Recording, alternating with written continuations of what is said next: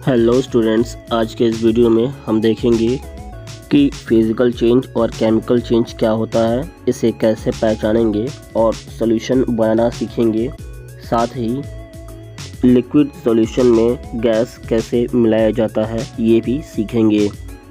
इसके पहले वाले वीडियो में हमने मैटर और उसके स्टेट्स के बारे में पढ़ाया था, आप वहां पर जाके उसे देख सकते हैं। डिस्क्रिप्शन में उसका लिंक दिया होगा। समय व्यर्थ ना करते हुए इस वीडियो की शुरुआत करते हैं।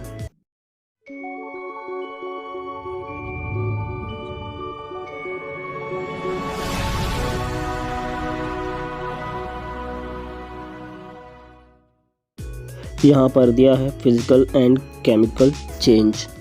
Matter undergoes two types of change, physical change and chemical change. यानी जितने भी मैटर होते हैं उनमें दो प्रकार के चेंज नॉर्मली देखे जाते हैं, चाहे वो फिजिकल चेंज हो या केमिकल चेंज हो। Physical change, a physical change is a type of change in which the form of matter is alter but the no new substance is formed. यानी physical change ऐसे change को कहा जाता है जिसमें मैटर का केवल रूप ही बदला जाएगा, ना ही उसमें नया सब्सटेंस नहीं बनेगा। Examples of physical change are crushing a मैकेन, melting of an ice cube, breaking a bottle, melting of a wax candle et cetera. यानी यहाँ पे फिजिकल चेंज के कुछ एग्जाम्पल दिए गए हैं, जैसे बोतल का पिचकना, बर्फ़ का गलना, मोमबत्ती के मोम का पिघलना इत्यादि बहुत कुछ। This is A temporary change, यानी यह एक स्थायी रूप से चेंज नहीं होता है, ये बार बार बदलते रहता है। यहाँ पर बोतल का पिघलना और मोमबत्ती का गलना दिखाया गया है, यह दोनों भी फिजिकल चेंज के अंतर्गत आता है। यहाँ पर एक्टिविटी की मदद से हम समझेंगे कि कैसे पता करेंगे कि ये फिजिकल चेंज है या केमिकल चेंज है। तो इस एक्टिविटी में हम देखेंगे कि फिजिकल चेंज को कैसे पहचानेंगे। यहाँ पर दिया है कि take a candle in a spoon, यानी मोमबत्ती के मोम को एक चम्मच में ले लीजिए। Heat the spoon for some time until the wax in it become liquid, तब तक उसे गर्म कीजिए जब तक उसके अंदर का मोम लिक्विड में ना बदल जाए। Now cool the liquid wax, अब उस वैक्स को ठंडा कीजिए।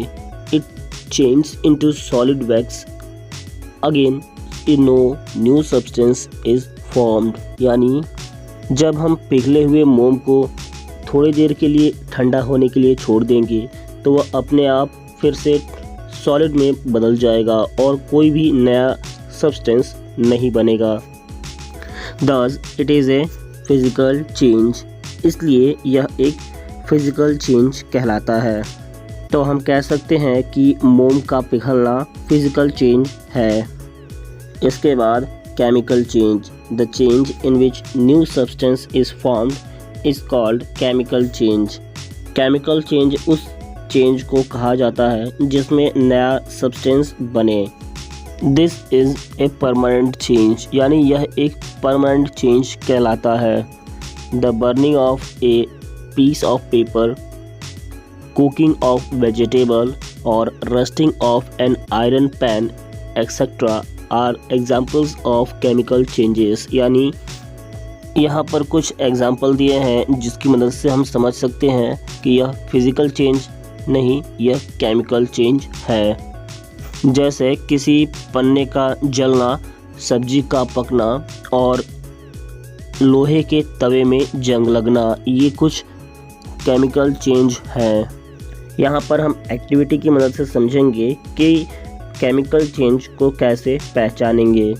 दिया है take some sugar in a spoon, यानी एक चम्मच में कुछ चीनी के दाने ले लीजिए। Heat the spoon for some time, कुछ देर के लिए उस चम्मच को गर्म कीजिए। द शुगर टर्न्स ब्लैक, वह चीनी गर्म करने के बाद काला हो जाएगा। A new substance charcoal is formed, यानी एक नया काला चीज़ बनेगा जिसे चारकोल कहा जाता है। This charcoal can not be turn back to sugar, यानी इस चारकोल को अब चीनी नहीं बनाया जा सकता। Thus it is a chemical change, यानी अब इसे हम केमिकल चेंज कह सकते हैं।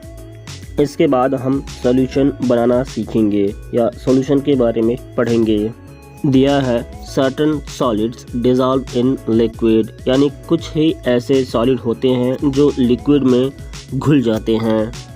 The solid that dissolve in a liquid called solute, यानी जो सॉलिड लिक्विड में घुल जाते हैं उन्हें हम सॉल्यूट कहते हैं।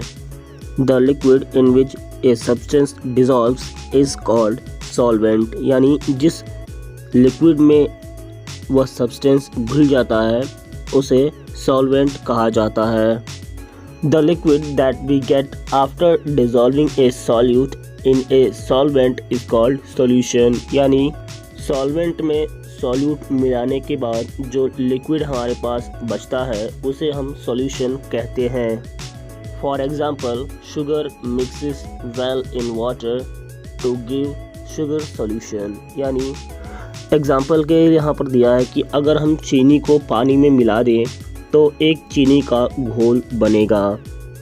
यहाँ पर चीनी को सॉल्यूट कहा गया है और वाटर को, जो लिक्विड है, उसे सॉल्वेंट कहा गया है।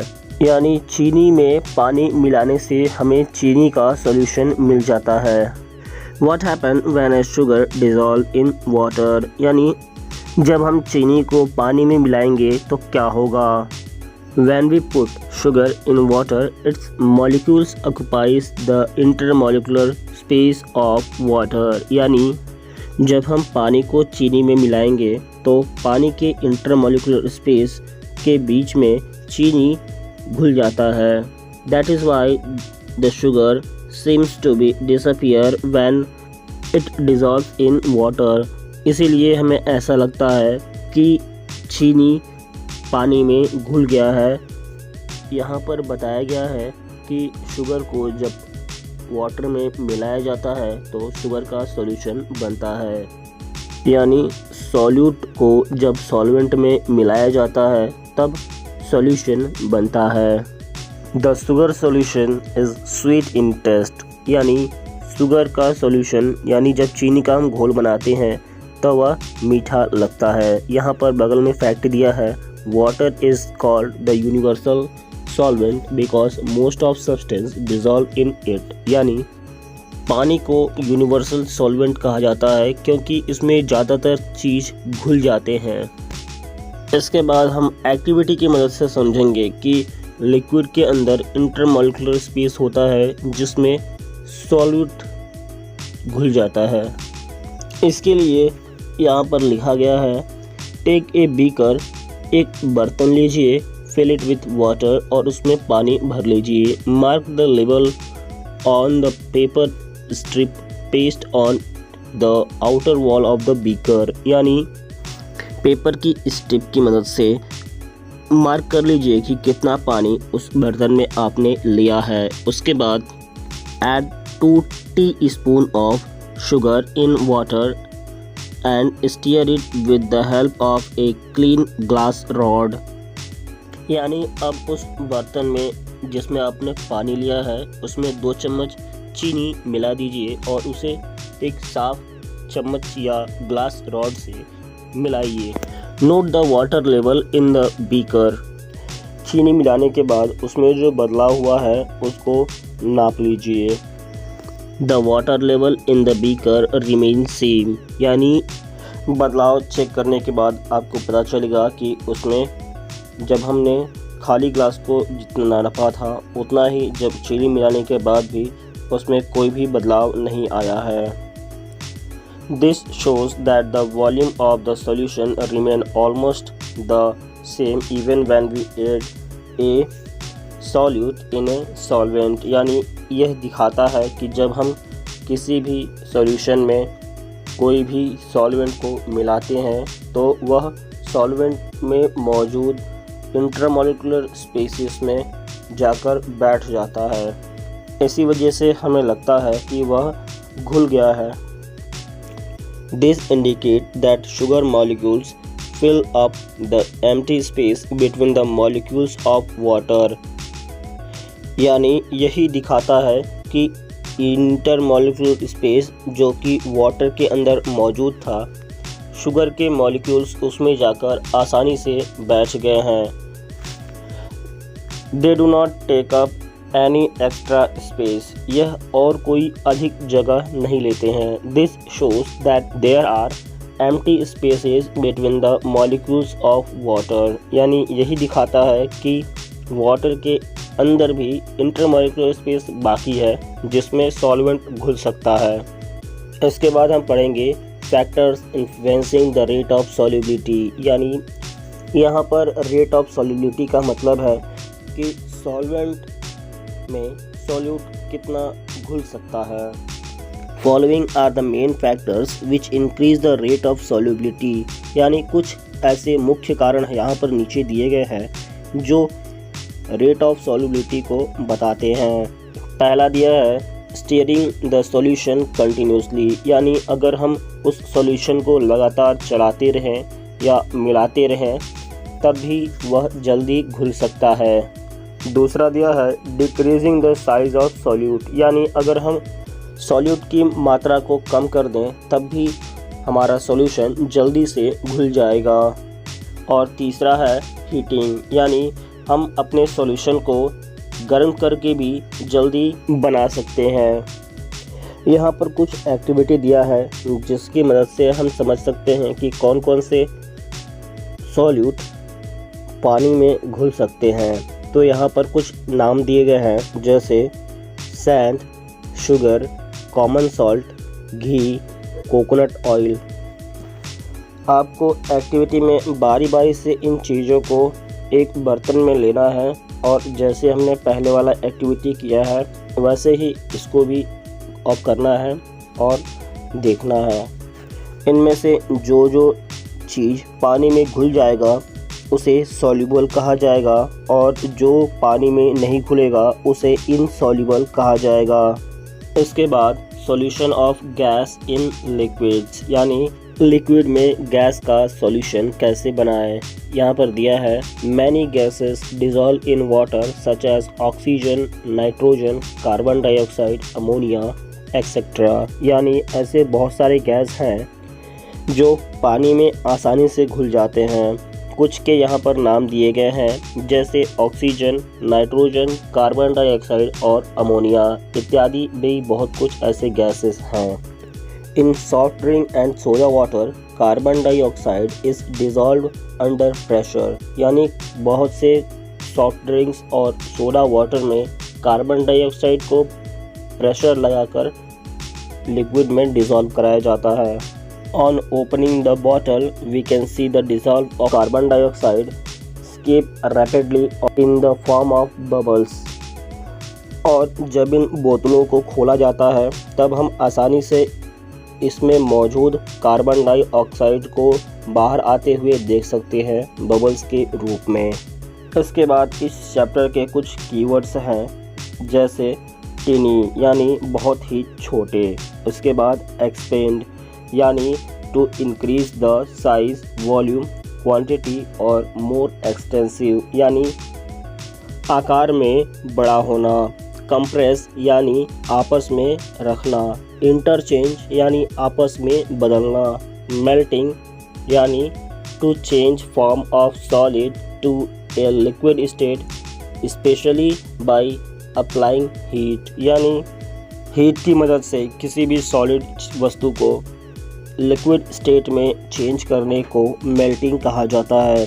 रस्टिंग यानी जंग लगना। इसके बाद हम चैप्टर के समरी को पढ़ लेते हैं। यहाँ पर दिया है everything is made up of matter यानी जितने भी चीज़ होते हैं वो सभी मैटर से बने होते हैं।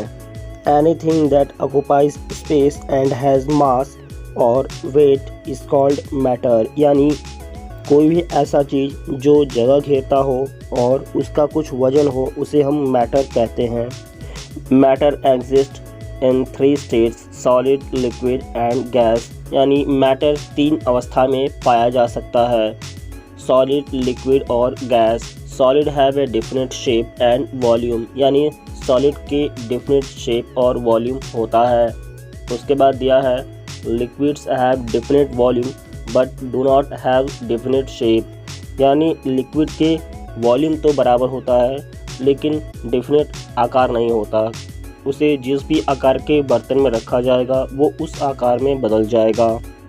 Gases have either definite shape और डिफिनिट वॉल्यूम, गैस के ना ही तो डिफिनिट शेप होता है और ना ही डिफिनिट वॉल्यूम, यानी उसका आकार भी फिक्स नहीं होता है और ना ही उसका वॉल्यूम फिक्स होता है। Matter can be changed from one state to another by heating और बाय कूलिंग, यानी चीज़ों को ठंडा या गर्म करके हम मैटर के स्टेट को एक दूसरे में बदल सकते हैं। उसके बाद चेंज कैन बी फिजिकल और केमिकल, जो भी बदलाव होगा वो या तो केमिकल होगा या तो फिजिकली होगा, यानी physical change are temporary change in which no new substance are form, यानी फिजिकल चेंज ऐसे बदलाव होते हैं जिनमें नया सब्सटेंस नहीं बनता, केवल उनका रूप बदलता है। ऐसे चेंज को फिजिकल चेंज कहा जाता है। और chemical change are permanent change in which new substance are formed, यानी केमिकल चेंज ऐसे बदलाव होते हैं जिनमें नया चीज़ बनता है और फिर उस नए चीज़ को दोबारा उस पुरानी चीज़ में नहीं बदला जा सकता। When a solute dissolve in a solvent, a solution is formed, यानी जब सॉल्वेंट में सॉल्यूट मिलाया जाता है तब सॉल्यूशन बनता है। यहाँ पर यह चैप्टर खत्म हुआ। वीडियो में लास्ट तक बने रहने के लिए धन्यवाद। अगर आपको इस चैप्टर से कोई भी परेशानी है तो आप कमेंट में पूछ सकते हैं।